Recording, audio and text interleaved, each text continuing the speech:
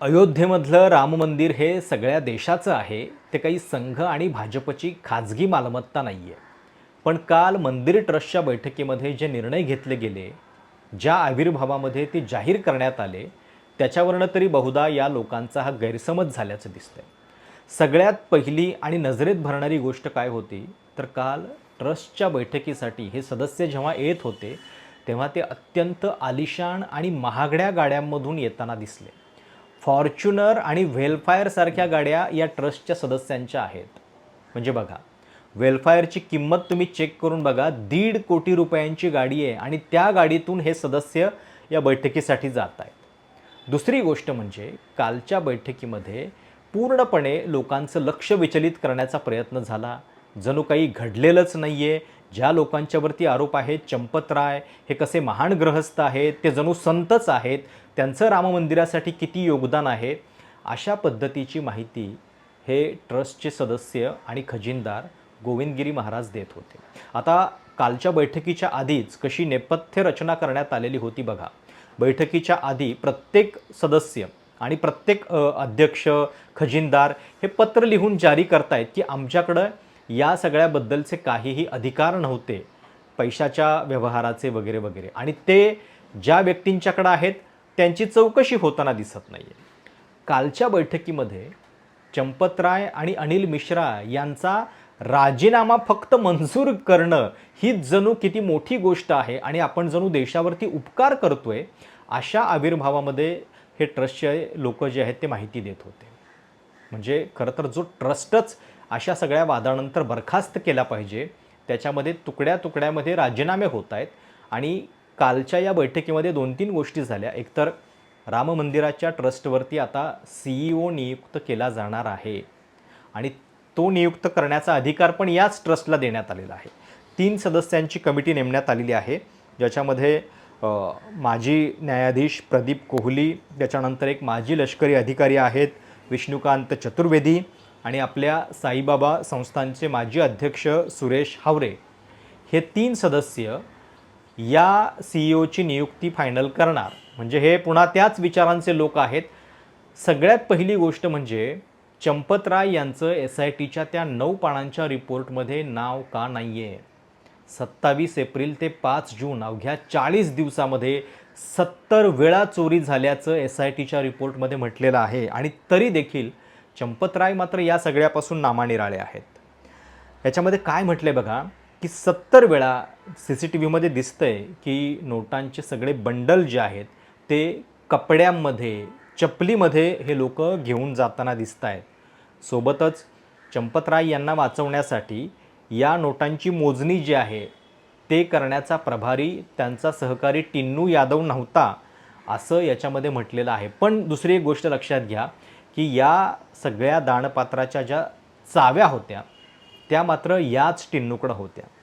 सोबतच त्या सगळ्या दानपात्रातला जो सगळा कॅश आहे तो म्हणजे पूर्णपणे त्याची गणती झाल्यानंतर एका ठिकाणी पाठवला जात होता, आणि किती बॉक्स आले, किती बॉक्स गेले याचं कुठलंही रेकॉर्ड नाही आहे.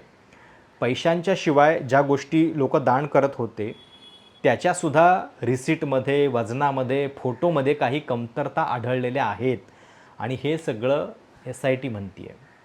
तरीसुद्धा या सगळ्या प्रकरणामध्ये चंपतराय यांचं FIRमध्ये नाव नाही आहे. या सगळ्याबद्दल काँग्रेसच्या प्रवक्त्या सुप्रिया श्रीनेत यांनी काही गंभीर प्रश्न उपस्थित केलेले आहेत. ऐका. राम मंदिर ट्रस्ट में चंपत राय और अनिल मिश्रा का इस्तीफा मंजूर हो गया है, लेकिन कुछ ऐसी बातें हुई हैं जो पच नहीं रही हैं, जैसे कि गोविंदगिरी कोषाध्यक्ष ने इन सब चीजों का अनाउंसमेंट किया. अरे उनकी खुद की भूमिका संदिग्ध है, वो खुद सवालों के दायरे में है. वो क्या कर रहे थे उनके कोषाध्यक्ष रहते हुए? इतने करोड़ों का चढ़ावा कैसे चोरी हो गया, कैसे डकैती पड़ गई? कंट्रोवर्सी भी है, वो अधिकृत थे नहीं थे, चेक साइन करते थे, कौन साइन करता था, इस पर भी बवाल मचा हुआ है. और यही नहीं, उत्तर प्रदेश पूर्वी के RSS के प्रभारी कृष्ण मोहन को बागडोर सौंप दी गई, उनको महासचिव घोषित कर दिया गया ट्रस्ट का. मतलब जिस RSS के रहते हुए करोड़ों की चढ़ावे की चोरी हुई, हिंदुओं की आस्था पर प्रहार हुआ, हमारे धर्म पर हमला हुआ, उनको कमान दे दी गई. जिस ट्रस्ट की विश्वसनीयता ही नहीं बची, उस ट्रस्ट को भंग कर देना चाहिए. इन सब लोगों के रहते हुए भी प्रभु राम के दरबार में करोड़ों की चोरी हुई। तो ये सब लोग क्या कर रहे थे, इनकी क्या विश्वसनीयता है? और असलियत यह है कि इस ट्रस्ट में चुन चुन कर लोग नरेंद्र मोदी जी ने डाले।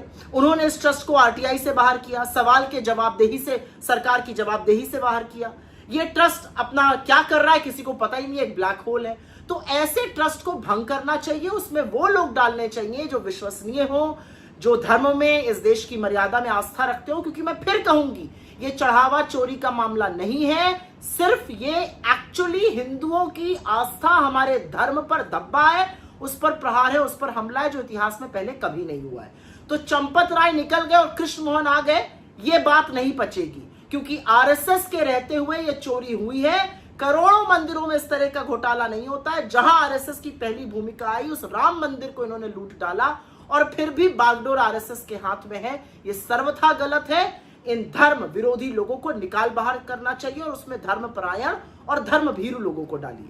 आणि सगळ्यात महत्त्वाचं म्हणजे या संपूर्ण प्रकाराबद्दल पंतप्रधान मोदी अजूनही काही बोलायला तयार नाही आहेत। लक्षात घ्या की 2020 मध्ये ज्यावेळी या ट्रस्टची स्थापना झालेली होती तेव्हा ती पंतप्रधानांनी स्वतः संसदेमध्ये जाहीर केलेली होती।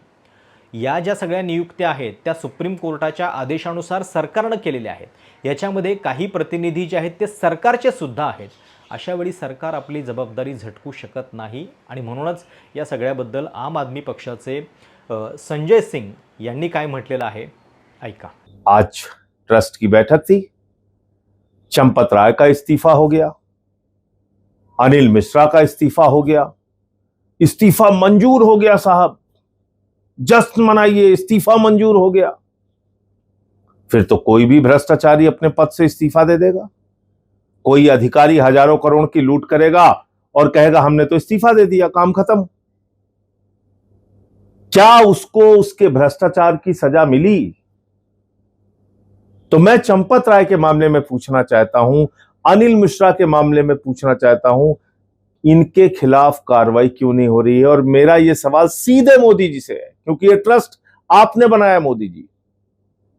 चंदा चोर पार्टी के मुखिया ने यह ट्रस्ट बनाया है। आप बताइए, इन लोगों के खिलाफ क्या कोई कार्रवाई नहीं होगी? किस किस प्रकार से प्रभु श्री राम के मंदिर को इन्होंने लूटा है। निर्माण कार्यों में 40-40% कमीशन देने की बात सामने आई। जमीनों की खरीद में करोड़ों करोड़ रुपए पानी की तरह बहाने की बात आई। करोड़ों का भ्रष्टाचार किया गया जमीन खरीद के नाम पे। चढ़ावे में सैकड़ों हजारों करोड़ की चोरी की बात सामने आ रही है। तमाम लोग सामने निकल के आए कि मंदिर में ये लोग चोरी करते थे, भ्रष्टाचार करते थे। मंदिर में आभूषणों की चोरी की बात भी सामने आई। सोने चांदी की चोरी की बात सामने आई। और ये कोई मैं आरोप लगा रहा हूं ऐसा नहीं है। मैंने तो 2021 में ही ये सारे खुलासे किए थे। 2 करोड़ की जमीन 18.5 करोड़ में जब खरीदी गई थी। अगर उसी समय कार्रवाई हो गई होती तो शायद ये दिन ना देखने पड़ते, लेकिन तब कार्रवाई नहीं हुई। आज तमाम मामले सामने आ चुके हैं। भारतीय जनता पार्टी के नेता डॉक्टर रजनीश सिंह, विनय कटियार, संतोष दुबे, धर्मदास जी महाराज, खुद नित्य गोपाल दास जी, उनके उत्तराधिकारी कमल नयन दास जी, दीनानाथ वर्मा इंजीनियर, महिपाल सिंह जो चढ़ावा की गिनती का काम करते थे। सारे लोग आरोप लगा रहे हैं, चिल्ला चिल्ला के कह रहे हैं, सारे जमीनों के कागजात चिल्ला चिल्ला के कह रहे हैं कि सैकड़ों करोड़ का घोटाला हुआ है। बावजूद इसके चंपत राय जेल नहीं गया, अनिल मिश्रा जेल नहीं गया, इन लोगों के खिलाफ कोई कार्रवाई नहीं हुई। तो क्यों नहीं हुई? यह मैं देश के प्रधानमंत्री से पूछना चाहता हूं। यह मैं सीधे तौर पे उत्तर प्रदेश के मुख्यमंत्री योगी आदित्यनाथ जी से पूछना चाहता हूं। आप कह रहे थे दूध का दूध, पानी का पानी हो जाएगा। यही कार्रवाई है? भगवान के मंदिर का चढ़ावा खाने वाले लोगों पे आप कार्रवाई नहीं कर पा रहे हैं। भगवान के मंदिर में 40-40% कमीशन खाने वालों का के खिलाफ आप कार्रवाई नहीं कर पा रहे हैं। कब चलेगा आपका बुलडोजर योगी जी? कब जाएंगे ये लोग जेल? ये बात देश का करोड़ों हिंदू आपसे पूछ रहा है। ये बात देश के करोड़ों राम भक्त आपसे पूछ रहे हैं, मोदी जी, योगी जी, आखिर कब आप इन लोगों के खिलाफ कार्रवाई करेंगे? जय हिंद। आता काल मंदिर ट्रस्टनं काय हिशोब दिलेला आहे बघा. मंदिर स्थापनेपासून आत्तापर्यंत 3,264 कोटी रुपयांचं दान प्राप्त झालेलं आहे, ज्याच्यामधलं 2,370 कोटी रुपये जे आहेत ते कन्स्ट्रक्शन आणि इतर कामावरती वापरले गेले. सोबतच ज्या वेगवेगळ्या वस्तू दान स्वरूपात आलेल्या आहेत त्यांची किंमत जी आहे ती 582 कोटी रुपयांची आहे आणि त्यातले 391 कोटी रुपये जे आहेत ते मंदिराच्या वेगवेगळ्या ऑपरेशन्सवरती खर्च करण्यात आलेले आहेत. काही बँक अकाउंट जे आहेत ते सुद्धा आम्ही रितसर तिथं दाखवायला तयार आहोत असं ट्रस्टच्या लोकांचं म्हणणं आहे. आणि दुसरा अजून एक विनोदी सीन काल पाहायला मिळाला की ज्या देणग्यांच्या बद्दल प्रश्नचिन्ह उपस्थित होत होतं, काही लोक असे सांगत होते की 1 कोटी रुपयांचं रामचरितमानस पूर्णपणे सोन्यामधलं हे गहाळ झालेलं आहे. त्या वस्तू ज्या आहेत त्या गोविंदगिरी महाराजांनी मीडियाच्या समोर दाखवायला सुरुवात केली. इस रामायण की चर्चा प्रसार माध्यमों में बहुत जोरों शोरों से हो रही है और जो स्वर्णांकित रामचरितमानस की पोथी यहाँ पर प्रदान की गई है वो अत्यंत आदर के साथ सुरक्षित रखी हुई आप यहाँ पर देख सकते हैं. जिन काकभूषुंडी जी महाराज का बार बार नाम लिया जाता है कि कहाँ है, वे यहाँ पर विराजमान हैं. जो बड़ा कंठा हार भगवान के लिए आया वह भी यहाँ पर आप देखेंगे. जिन पादुकाओं की बातें चली है, जिन पर भगवान के चरण चिन्ह अंकित है, ये पादुकाएं भी यहाँ पर हैं. ये सारे हमने केवल नमूने के रूप में जो वस्तुएं चर्चा में आई उन्हीं को यहाँ पर लाया है. ऐसी सारी 2800 वस्तुओं का पूरा संग्रह हम लोगों के पास सुरक्षित है. इसलिए किसी प्रकार के बवाल को निर्माण करने की आवश्यकता नहीं, किसी अफवाह का विश्वास करने की आवश्यकता नहीं. यदि किसी दानदाता को स्वयं को ऐसे लगता है कि मुझे मेरी कुछ वस्तु देखनी है तो वह प्रमाण देकर के आकर के उस वस्तु का अवलोकन कर सकता है. यह हम लोग आप लोगों के लिए केवल उनमें से, क्योंकि वो बड़ा संग्रह है, यहाँ पर 5 महत्वपूर्ण वस्तुएं जिनकी चर्चा है आपके अवलोकन के लिए ले आए. आता पवन खेरा यांनी हा पण प्रश्न उपस्थित केलेला आहे की मुळात या वस्तूंची पाहणी करणं हे काही त्यांचं काम नाही आहे. एका त्रयस्थ संस्थेनं या संदर्भातलं ॲप्रुव्हल एका चाचणीनंतर दिलं पाहिजे. पण या 4-5 वस्तू समोर मांडून जणू काही सगळं जागच्या जागी आहे, कुठेही काही गेलेलं नाही आहे. आणि पुढं जाऊन गोविंदगिरी महाराज असं म्हणतायत की ज्या लोकांना आपण दिलेल्या वस्तूंच्याबद्दल शंका आहे त्यांनी अयोध्येमध्ये शेड्यूल्ड आपली अपॉइंटमेंट ठरवावी आणि त्याच्यानंतर इथं येऊन त्या तपासून घ्याव्यात.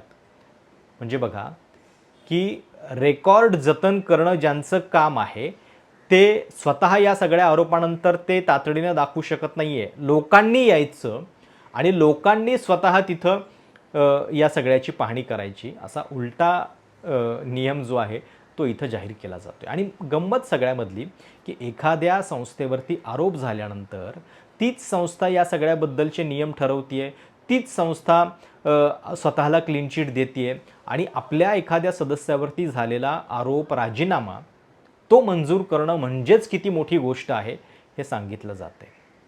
काल गोविंदगिरी यांची भाषा अशी होती की जणू चंपतराय यांचा राजीनामा घ्यावा लागणं हे त्यांच्यासाठी किती वेदनादायक आहे आणि केवळ त्या ट्रस्टच्या घटनेमध्ये असं म्हटलेलं आहे म्हणून त्यांना हा राजीनामा घ्यावा लागतोय. म्हणजे बघा की ज्या व्यक्तीबद्दलच्या इतक्या सगळ्या गोष्टी पब्लिकमध्ये आलेल्या आहेत आणि पुन्हा पुन्हा ही गोष्ट लक्षात घ्या की हे सगळं कुणामुळं उघड झालेलं आहे. मंदिर ट्रस्टचे जे अकाउंटंट होते महिपाल सिंग त्यांनी उघड केलेल्या या गोष्टी आहेत. म्हणजे दुसऱ्या कोणीतरी आरोप केलेले नाही आहेत. सोबतच तिथले कॉन्ट्रॅक्टर सांगतायत की आमच्याकडनं 40% कमिशन घेतलं गेलेलं होतं. हॉटेलची जी व्यवस्था आहे अयोध्येमध्ये त्याच्यामध्ये सुद्धा चंपतराय कशा पद्धतीनं पैसे खात होते याच्याबद्दल लोक जाहीरपणे बोलत आहेत. अयोध्येमधले बार असोसिएशनचे जे लोक आहेत ते स्वतः सांगतायत की या लोकांच्याबद्दल तातडीनं कडक निर्णय जो आहे तो घेतला गेला पाहिजे, अयोध्येतनं त्यांना बाहेर केलं पाहिजे. पण तरीसुद्धा या सगळ्यामध्ये आविर्भाव बघा या ट्रस्टचा कसा आहे की प्रश्न विचारणारे लोक हिंदू धर्माला बदनाम करतायत, प्रश्न विचारणारे लोक राम मंदिराला बदनाम करतायत. म्हणजे ज्यांना ही सगळी कर्म आणि चोरी करताना जरासुद्धा लाज वाटली नाही, टॉयलेटमध्ये आणि चपलांमध्ये पैसे रामाच्या चरणी अर्पण झालेले घेऊन जाताना यांना काही वाटलं नाही, ते लोक आज योग्य प्रश्न विचारणाऱ्यांना अशा पद्धतीनं धर्मविरोधी ठरवत आहेत. ही आपल्या देशाची अवस्था झालेली आहे. त्यामुळं जसं मी म्हटलं की यांनी हे समजू नये की हे यांचं खाजगी ट्रस्ट आहे, खाजगी मालमत्ता आहे. खरं तर त्या नियमामध्ये जेव्हा स्थापना झाली तेव्हा प्रायव्हेट ट्रस्ट अशी त्याची निर्मिती केली गेली आहे. पण ज्या अर्थी पब्लिक फंडिंग तुम्ही स्वीकारलं, एवढं सगळं फंडिंग जे आहे ते लोकांनी दिलेलं आहे, लोकांच्या सरकारच्या काही प्रतिनिधींना तुम्हाला समाविष्ट करावं लागतं, याचा अर्थ तुम्ही लोकांना उत्तरदायी आहात आणि स्वतःची खाजगी मालमत्ता असल्याप्रमाणे वागू नका. रामाच्या दारामध्ये चोरी करणाऱ्यांना जर आपण इतक्या हलक्यामध्ये अशा पद्धतीनं सोडणार असू आणि त्यांच्याबद्दल इतक्या निर्लज्जपणे जर ट्रस्टचे लोक बचाव करत असतील, तर पुढं काय बोलायचं? तुम्हाला या सगळ्याबद्दल नेमकं काय वाटतं? या चोरी प्रकरणामध्ये पंतप्रधानांचं मौन तुमच्या दृष्टीनं किती गंभीर आहे? कमेंट्समध्ये नक्की कळवा. चॅनल सबस्क्राईब करायला विसरू नका. धन्यवाद.